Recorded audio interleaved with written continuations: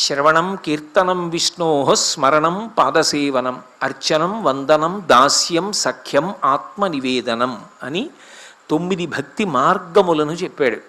శ్రవణం వినడం, కీర్తనం ఈశ్వరుడి యొక్క సంకీర్తనం చేయడం, స్మరణం భగవంతుణ్ణి ఎప్పుడూ స్మరిస్తూ ఉండడం, పాదసేవనం ఈశ్వరుడి యొక్క పాదసేవ చేయడం, అర్చనం ఈశ్వరుడి యొక్క పూజాధికములను నిర్వహించడం, వందనం నమస్కరించడం, దాస్యం దాస్యభక్తి, సఖ్యం స్నేహభావాన్ని పొందడం, ఆత్మనివేదనం సర్వస్య శరణాగతి సమస్తము ఈశ్వరునికి సమర్పించడం.